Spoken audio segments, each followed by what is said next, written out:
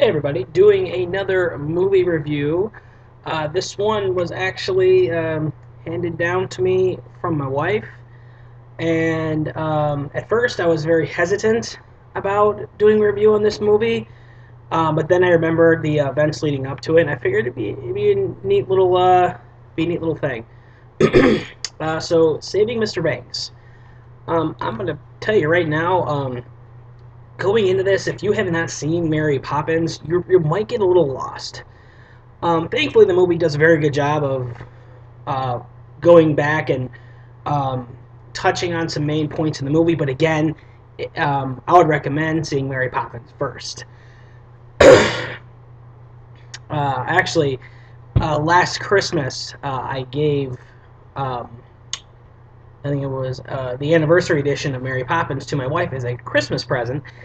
And the reason why is because we had been given a gift for 2 free premium movie passes to go see whatever movie we wanted. She wanted to go see Saving Mr. Banks, and there was nothing else good playing around that time. So uh, basically, we had to sit. She was like, "You got to see Mary Poppins, or we're not going to see this movie." I'm like, "Fine." Saw the movie. I loved it. I'm not too huge into musicals, but I found this one to be very endearing. So within one day, saw the movie, then went directly to go see Saving Mr. Banks. The movie itself is about the um, the real life story of Walt Disney acquiring the rights from Mary Poppins from the author P.L. Travers, and the movie was showing how going from book to movie and how Walt Disney wanted to do it. It was showing how P.L. Travers um, was very hesitant to be very whimsical and enchanting like Walt Disney had been. She didn't really like that too much in the movie. Um, Spoiler free. This was all giveaway stuff in the trailers. But basically, it's just Walt Disney and Travers just coinciding to try and get this book into a movie. It was a wonderful piece. The acting was spot on. I think Tom Hanks as Walt Disney was awesome. there was some there was some symbolism toward the end of the movie with Walt Disney in regards to Travers' father, which I didn't really catch right away. But once you do, you'll be like, oh, that was pretty cool. Well, first of all, I love the music and Mary Poppins, so watching them recreate it um, was awesome. There's definitely an emotional attachment to um, your character, or I'm sorry, to the character of P.L. Travers as to when she was growing up. You learn the origins of Mary Poppins, why she wrote the book. Growing up with her family, there were a couple of times during some of the flashback sequences where you're learning about Travers' father, where it felt very harsh. And at one point, it was very unpleasant, but I think it was meant to do that in a way to let you know just where Travers is coming from and why she didn't want her movie to be very whimsical. Again, not trying to give away plot points, but the movie, obviously, the soundtrack was amazing, and the fact that it takes place in Disneyland, that itself was awesome. Like the movie just screams enchanting from start to end. Emma Thompson did an amazing job as P.L. Travers. I heard she overplayed it a little bit, but obviously, she take liberties. Again, Tom Hanks was amazing as Walt Disney. Subtle nods to B.J. Novak, who was in the movie.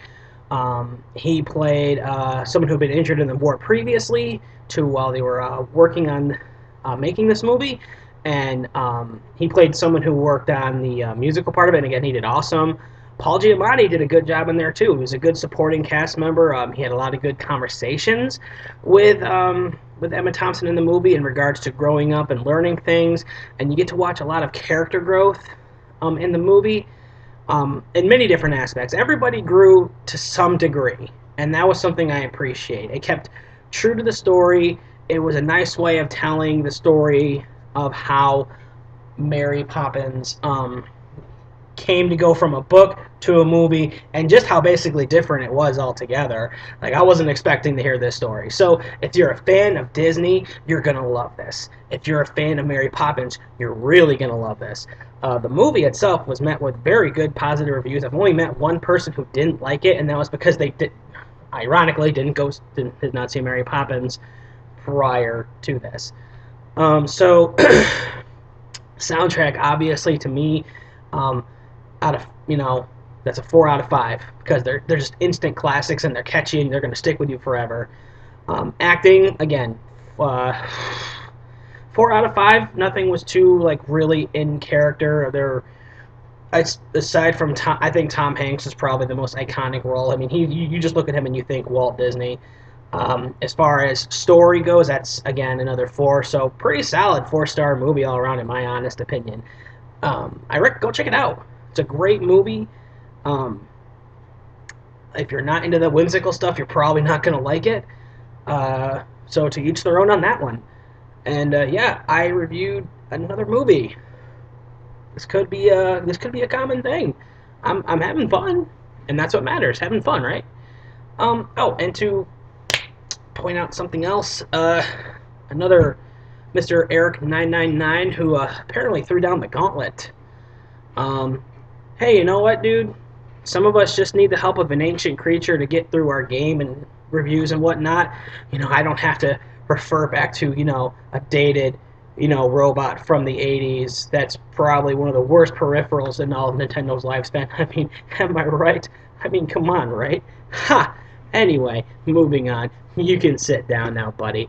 So yeah. Go check this movie out if you're a fan of musicals. Awesome DVD. I actually don't think I have it in my collection. I thought I picked it up.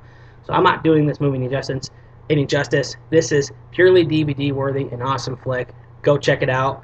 I will see you next time for another movie review, and until then, y'all take it easy.